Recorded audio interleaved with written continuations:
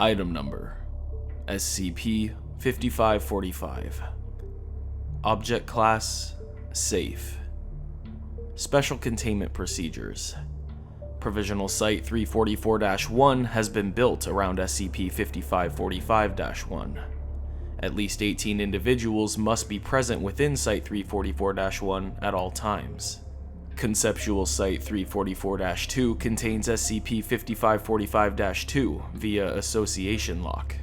All Foundation personnel entering Provisional Site 344-1 must be presented with the following phrase: SCP-5545-2 is contained in Site 344-2. SCP-5545-3 will remain inactive as long as SCP-5545-1 and SCP-5545-2 remain contained. Description: SCP-5545 refers to a series of interrelated anomalous objects and phenomena. SCP-5545-1 appears as a series of hallways manifesting within the subterranean complex of Provisional Site 344-1. SCP-5545-1 instances appear in various forms, but will always lack doors or discernible markings, possess light fixtures at regular intervals, and be indistinguishable architecturally from its surroundings.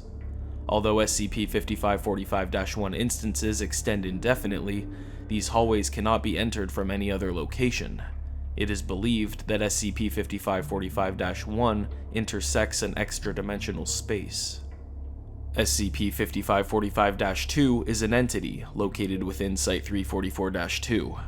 No further information can be provided. SCP-5545-3 is a phenomenon resulting from SCP-5545-2's interactions with SCP-5545-1. During this process, SCP-5545-1's area of effect will exponentially increase with time, resulting in the manifestation of SCP-5545-1 occurring globally within a period of 4 to 6 hours. This will continue so long as SCP-5545-2 is present within SCP-5545-1. Subversively, SCP-5545-1 will logarithmically decrease in its area of effect while SCP-5545-2 is not present within it.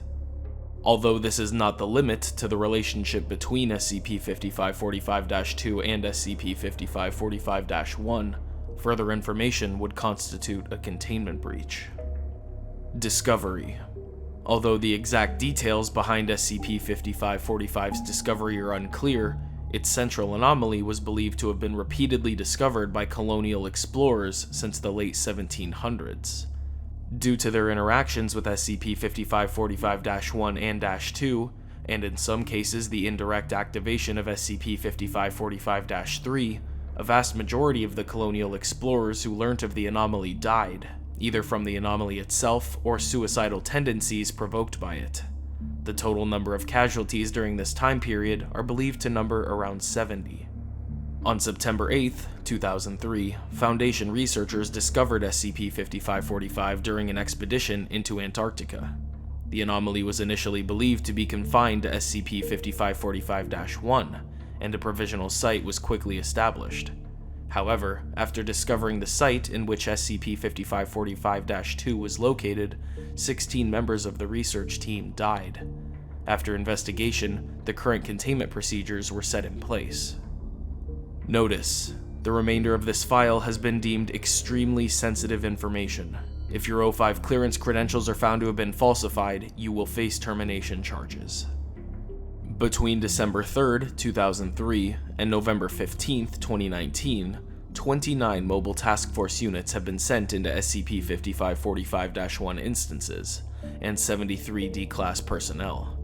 None have been accounted for since. Another expedition was scheduled for December 21st, 2019, but was prevented from occurring. On November 18th, 2019, Director Jason Monroe submitted a formal inquiry to investigate the documentation surrounding SCP-5545, the extensive loss of human life, and the general misconduct of staff in the site. Director Monroe was permitted to conduct his investigation. A full list of relevant documentation can be found below. Addendum 1. Official Inquiry Request and Response.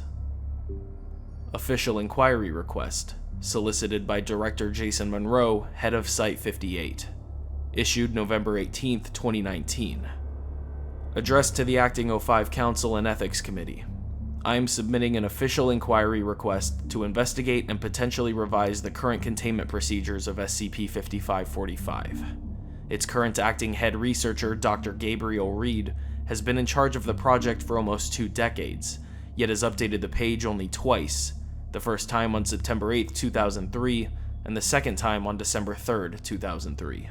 The file is severely lacking in information and clearly requires some capacity of resources that does not make it a safe class anomaly according to any of our standards, even the ones dating to 2003. Additionally, we have roughly no knowledge of SCP-5545-2. While it's clear that the anomaly possesses a danger to human life, it appears to have been completely dormant until it was discovered. It is likely more efficient for containment specialists to simply isolate the anomaly than attempt to actively contain it. If not, we should at least receive some form of update to the file or information about the anomaly as a whole. If it were any other anomaly, I'd probably ignore the file and continue my duties as director. However, the file does not state that there's any memetic influence occurring, and the complete silence from Provisional Site 344-1 has left me to believe that something drastic has occurred without our knowledge. Considering the proximity of Site-58 to the anomaly, this would fall under my jurisdiction, as detailed under the Site Director Code of Ethics rules. Considering my previous employment in Mobile Task Force ETA 10 and my involvement in the containment of numerous Keter-class anomalies, I would like to request to personally navigate to and investigate the circumstances surrounding SCP-5545. I have already assured that my work for the next 6 months can be done by other personnel and that I will not be needed during this time. You can find appropriate paperwork attached to this document. O5 Council Proposal Summary. Status approved. Addendum 2. Initial Exploration. The following are private documents and notes recovered from Director Jason Monroe's notebook during his investigation into SCP-5545.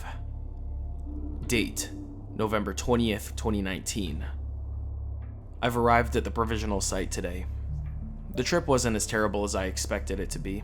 Some hot chocolate in a helicopter over an Arctic wasteland, while uncomfortable, was still the most soothing feeling I've had all month. Half a year of being a site director can seriously get to your nerves. Don't think I'll be offered any luxuries for a while, so it was nice while it lasted. I've come prepared with a few O5 approved provisions, such as a hostile meme detector and audio recorders. I've also got a concealed carry-on weapon, which I don't plan on ever using. Might be useful anyways. The O5 refused to let me bring scramble gear, but it's understandable. The tech is still relatively new and experimental. Feels a lot like my days in ETA 10. When I arrived at the provisional site, I was greeted by a middle-aged researcher. Flashed in my credentials and he quickly moved aside, but not before telling me SCP-5545-2 is contained in Site 344-2, in an almost depressive tone. Ran the audio through the hostile meme detector, I'll just abbreviate it as HMD, and it turned up negative. Possibly getting paranoid, but it's better safe than sorry. My room is on the first subterranean floor of the complex, third door on the left side of the first hallway. It's small, but cozy. A single bed and bath, 2 heaters, it's the Arctic after all, a coffee machine, and an alarm clock. A few other minor bits of furniture here and there, but the room doesn't contain a lot. The light fixture above my head is illuminating the concrete walls of the room. Unfortunately for me, I arrived at night, meaning Dr. Reed was off duty and probably asleep. Tomorrow will have to do. Until then, I've decided to write down my observations and findings into a notebook. I'll likely do this every night, since typing the stuff on a phone is a pain in the ass. Besides, writing helps me think better. Apologies to whoever needs to transcribe this. Jason Monroe. Date: November 21st, 2019. I decided to walk around a bit in the morning before everyone else woke up.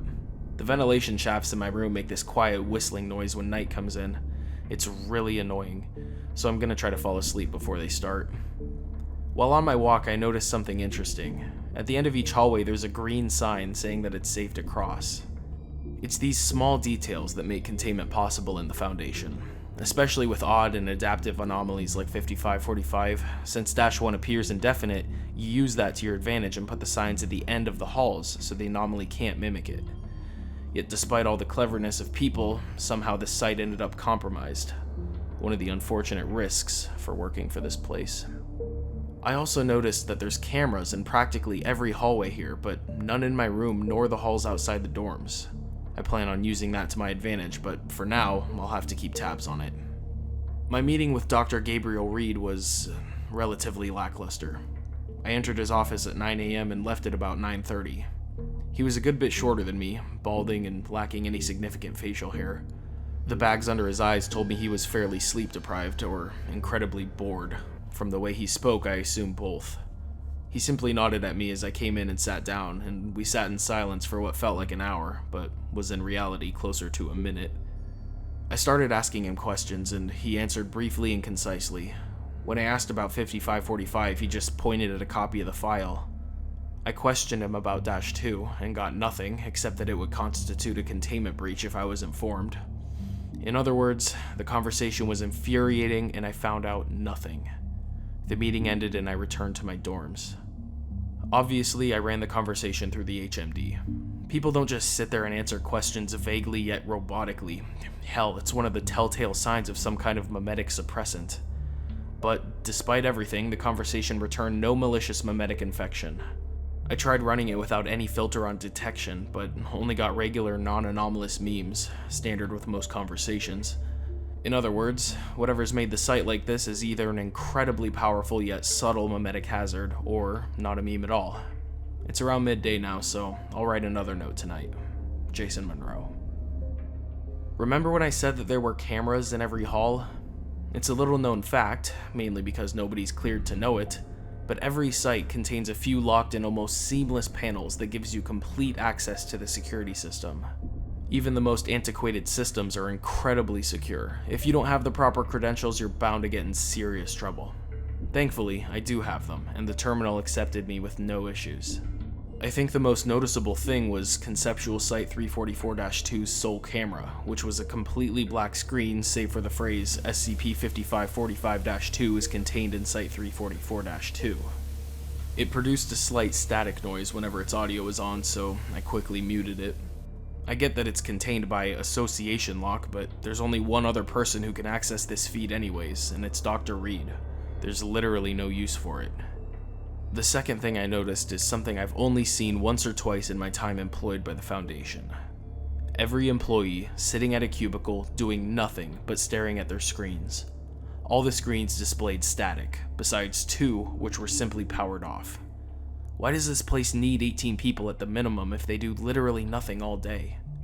Despite these oddities, my main reason for accessing the camera system is to ascertain Dr. Reed's schedule for holes. Although everyone else's computers might be tuned to static, he seems to be actively using his, though I can't tell what for. During my probing, I found a small but good enough gap where he went to make himself a drink and use the bathroom for 15 minutes. He did it twice since I started watching, each for around the same time. If I can enter his office just after he leaves, I might be able to grab some information. In other news, I've encountered my first -1 instance today. Almost missed it too. But my memory faintly reminded me that something was different, and it was only the endless abyss to my left that made me realize I was standing in front of it. It blended in almost perfectly, and if I wasn't paying attention, I might have accidentally wandered down it. HMD is still turning up negative results for every bit of speech I can record, so it seems like a dead end. I'll write more tomorrow when I get some actual information. Jason Monroe. Addendum 3. Investigation. The following are private documents and notes recovered from Director Jason Monroe's notebook during his investigation into SCP-5545, during and after his espionage on November 22nd, 2019. I'm not going to lie. This makes absolutely no sense. I've watched through the camera system for his break and found that it was 15 minutes each time, like I suspected. At 11:45 he left for the bathroom, and I snuck into his office undetected. After just a few clicks, I managed to find SCP-5545 on his intranet database and attempted to open up the file, only to discover that everything past the discovery logs were locked with O5 clearance. I wasn't aware there was anything past it, but I'm honestly not surprised. I decided to start looking through his files to see if I could find anything else that's useful. Interestingly enough, he's got relatively little on it, but enough information for me to gain some insight. Two things I found particularly interesting.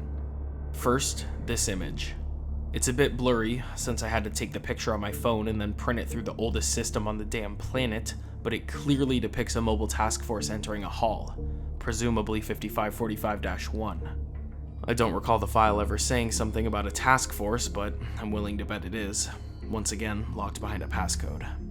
Site director clearance can get you far, but not all the way. The second thing was an Excel sheet, obviously rudimentary, containing a list of every employee who's ever worked at the site. Around half of them are dead, either from suicide or anomaly influence, which I learned from the file. But one detail sticks out. A single redacted entry. The name, clearance, basic info, and even the cause of death have been entirely erased from the file. I don't know who our mystery man is, but I assume he might be the connecting link.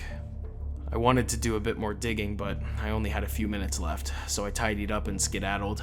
Had around 30 seconds to spare before Reed came back and continued quote-unquote working. Tomorrow I plan on figuring out how to either hack or get past the security block. It's risky, but I was given unanimous O5 approval to investigate this anomaly, and by God I will. Why is there an O5 clearance notice anyways? Why did the O5 unanimously approve my expedition? It's been bothering me for a day or so now, but I'm starting to get suspicious. This makes no sense on every level. There's something fundamentally wrong here, and I plan on finding out what. Jason Monroe. It should be noted that the following page was torn and discarded after its creation. I had a dream. The same one since I joined Edit 10, but slightly different. I'm standing in a lavish home I don't recognize.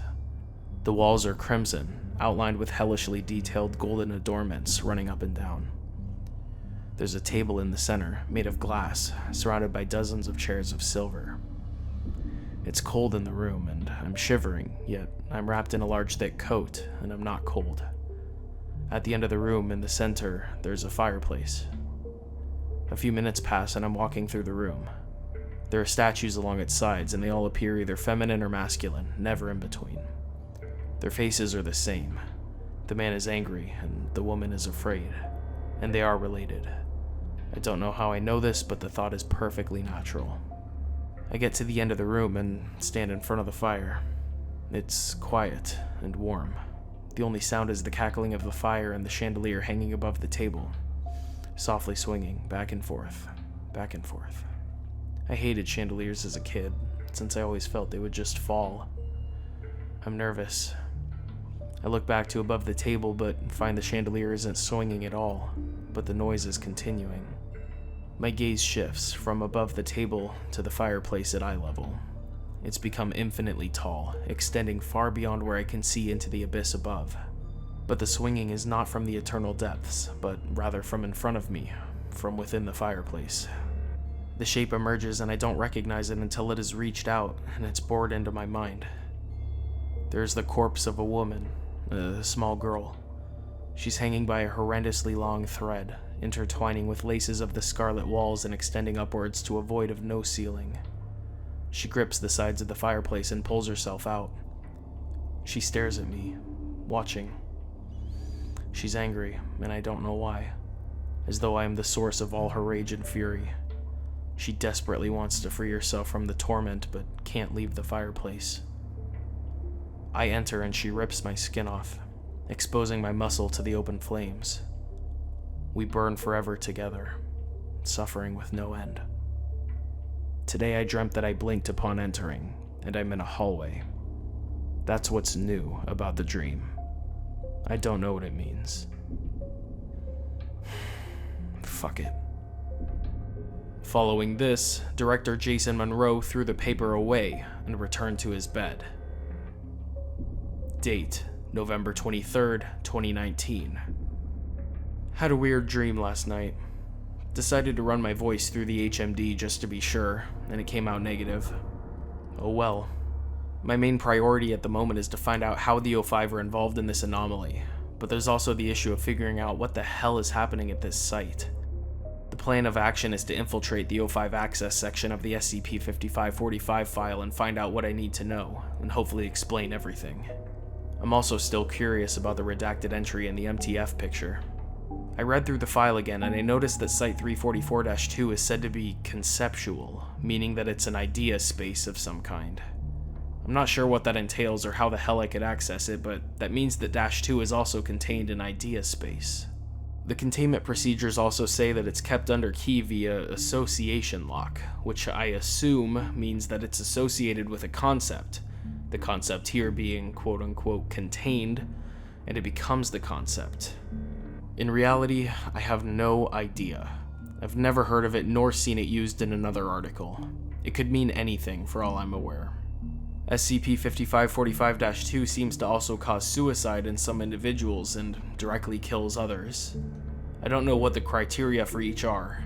Judging by the amount of black boxes on the redacted report, it seems our mystery friend died differently from everyone else. Could be a red herring, the Foundation does that sometimes, but I doubt it for this anomaly. I plan on infiltrating the office in 2 hours. Hopefully the new information will help me crack the case open. Jason Monroe. Date, November 24th, 2019. Shit. I haven't written for almost a day, but I think it's safe to now. Just need to collect my thoughts. I waited for another opportunity to sneak into Reed's office. At about 11:45, he got up and walked out, giving me my chance to enter. I made sure to memorize the layout of everything on his monitor so I could set it back to how it was before without arousing suspicion. The goal was to find some way to access the entire file using only what was available on the computer. Considering Dr. Reed likely had access to it and the device wasn't capable of connecting to the Foundation intranet, it must mean that the software already contained the clearance, and I just needed to activate it. Sure enough, after a few minutes of searching, I found them. The credentials were stored in a hidden file in some non-conspicuous folder. I recognized it as the late 05-9 signature code, mainly from its identifying features. It's complicated, but I have some experience. The key was clearly outdated and non-functional everywhere else, but since this was an isolated system, it worked like a charm. I punched in the numbers and the file let me in. I'm not entirely sure what to make of it. The first thing I saw was the extended discovery log. It said that almost 30 MTF members were sent in there, along with over 70 D-Class. Pardon my language, but what the fuck? Who kept sending these people into -1 instances? Was it Reed? And if it weren't disturbing enough on its own right, I found a complete recollection of all my previously written notes, even the discarded ones, logged on the console that does not have access to the Foundation intranet. I doubt it was Reed for a few reasons, mainly that the notes were carried on me at all times and there's a non-keyed lock on my door, so I'm presuming that the O5 Council is somehow involved. I have no idea how, but someone is watching me. Then Reed walked in. The following is a transcript of the conversation between Director Jason Monroe and Dr. Gabriel Reed, and was not included in the note. Begin log. Director Monroe? Shit! Are you aware that entering my office without my permission is a breach of protocol? Are you aware that sending over 70 fucking D-Class into your pet anomaly is also a breach in protocol? Momentary silence. You've read the SCP-5545 file with O5 credentials? I am certain you saw the warning. I don't fucking care anymore. The site is under the influence of some kind of abnormality, and you're doing nothing to stop it. You're succumbing to it. I do not believe that is the case, Director. You have entered the site uninvited and have violated its rules several times, and now have gone against O5 protocol. You may face termination charges. Director Monroe produces concealed carry-on from his coat. Dr. Reed does not react. I'm here under order from O5 to ensure that this anomaly is contained properly. You've been inadequate. On the contrary, your orders were given to assist in containment, and everything has gone perfectly thus far. Director Monroe appears stunned. What? Return to your room, Director. You have everything you need. Director Monroe pauses, then slowly lowers his weapon. Dr. Reed moves from the doorway and allows the director to leave. End log. Following this, Director Monroe returns to his room, not reconcealing his firearm. We had a brief exchange.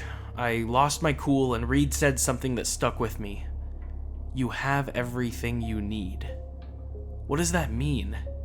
Does he know about my thoughts? How did he get access to my notes? Is he watching me somehow? How are the O5 involved? Why did they send me specifically? Is 5545 the source of all this? What the fuck is going on? No one's sent guards to detain or kill me yet. I think thus far I'm in the clear. But I need to think. Jason Monroe. I feel like I'm going insane. Date. Do I even know? It's a conspiracy. I've been thinking through my options here and all the clues I've gathered, and I've come to a few conclusions. For some reason, I haven't been detained or terminated yet, nor recalled from my duty. Along with Reed's statements and the unanimous O5 vote, I'm starting to come to the conclusion that perhaps I'm here for a reason besides investigating the anomaly. That I've been playing a role for some higher purpose. That I've been a puppet on a string this entire time. The notes are leading me to believe that somehow they had access to it beforehand, from 17 fucking years ago. How is that possible? How long have I been here? Repeated amnestic use on this scale would surely show some side effects in me. It couldn't have been a memory wipe. I can't seem to figure it out. Why am I needed here? I volunteered to come. It wasn't an O5 order. Did they expect me to? How? Memetics? It doesn't add up. I'm missing the final piece of this goddamn puzzle and I'm sick of playing this stupid charade of cat and mouse. I need to end this. I've come up with a hypothesis, but there's no way of proving it. SCP-5545-2 is contained in Site-344-2. That's what I've been told around 3 or 4 times now. Site-344-2 is a conceptual space, but nonetheless exists. If there's a way to get to conceptual Site-344-2, there's a way to find SCP-5545-2 and find out what the hell it is. It may constitute a containment breach, but I'm willing to risk it. I need to know. The part of my hypothesis I can't prove is that SCP-5545-1 is the entrance to conceptual Site-344-2. If I end up going into SCP-5545-1 and it'll kill me and I'm not supposed to be there, Dr. Reed will be forced to prevent me from going. If it won't kill me, then I won't be dead. Great. If I'm supposed to be there, then I at least hope I'll get some fucking answers, whether it's fatal or not. If I come out alive and there isn't some sort of grand plan and I'm just losing my goddamn mind, then I'll be terminated anyways for breaking O5 order. There's nothing left for me to lose. There's a -1 instance directly across the hall from my dorm. I'll see you bastards on the other side. Addendum 4. Conclusion. The following is a video log of Director Jason Monroe's expedition into SCP-5545-1 and Conceptual Site-344-2, recorded by a camera he stole from Site-344-1. Begin log. The sound of heavy breathing can be heard as Director Monroe walks through the SCP-5545-1 instance. The walls consist of white painted concrete worn by age and deterioration. There is no discernible end to the hallway, with the far end being entirely dark. Light fixtures overhead occasionally flicker, but do not turn off. The whirring of ventilation pipes is faintly audible. Monroe mutters momentarily about getting the camera to operate. Although the footage is slightly grainy, it is functional and records in decent quality. He sweeps the camera in both directions, revealing that no entrance or exit is visible from within this point in the anomaly. As Monroe continues to walk down the hall, the lights continue to flicker more sporadically, and the ventilation's whirring continues to increase in pitch. 2 minutes pass and the flickering begins to quicken alarmingly. Monroe appears to panic and begins to hyperventilate. He stops walking and the camera turns towards his face briefly. All lights turn off. 3 seconds pass in absolute darkness, followed by the SCP-5545-1 instance quickly brightening. The hallway's appearance has changed entirely.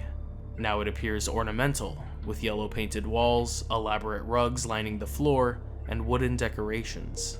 Lamps are present in regular intervals on the ceiling. Similar to before, the instance appears to extend indefinitely. Director Monroe is heard choking back a sob, and frantically scans the area. He appears to stutter and draw a sharp breath. The camera shakes slightly as he readjusts the device to face forward. Director Monroe. I've seen this before. Director Monroe continues through the SCP-5545-1 instance at a normal pace, albeit with irregular breathing patterns and steps. The camera moves significantly more than it did prior. As Monroe continues, no noticeable changes are apparent in the hallway's structure or behavior.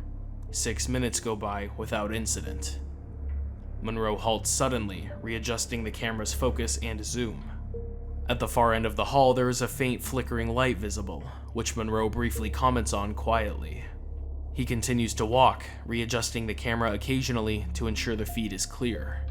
He persistently does so until approximately 5 meters from the exit.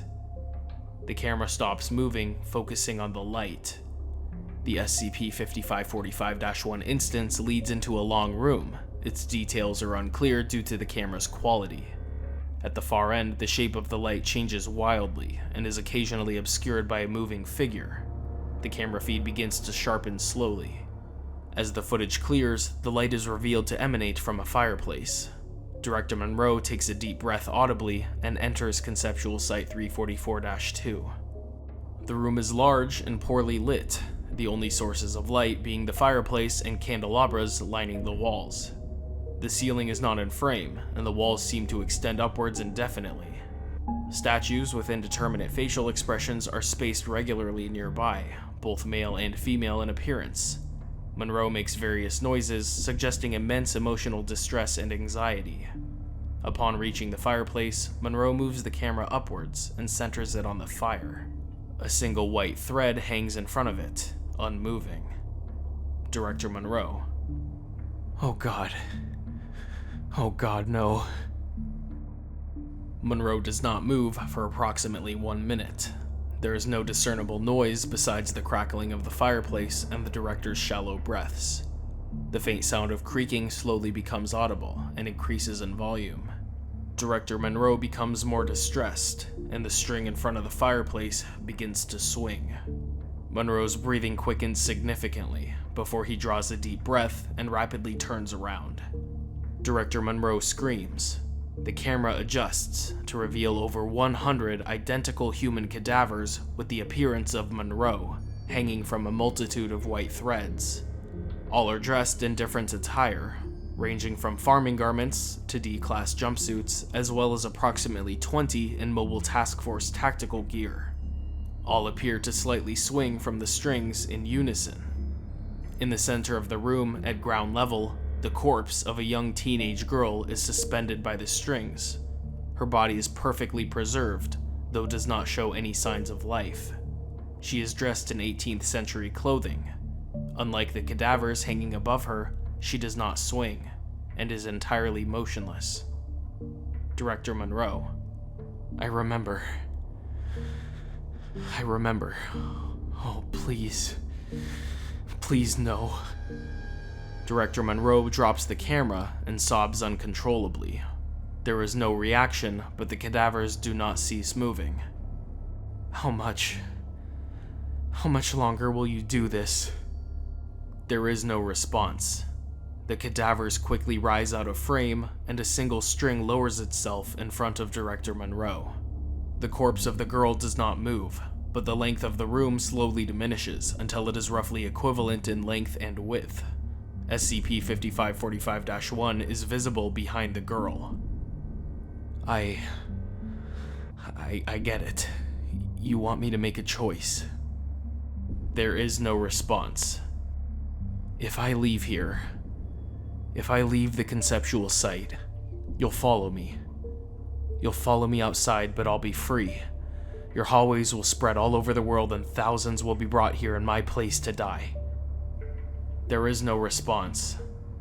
But if I die here, I'll be brought back, again and again, with a different life each time, killed over and over, forever. But it will be only me, to atone for what I did. There is no response. I'm sorry.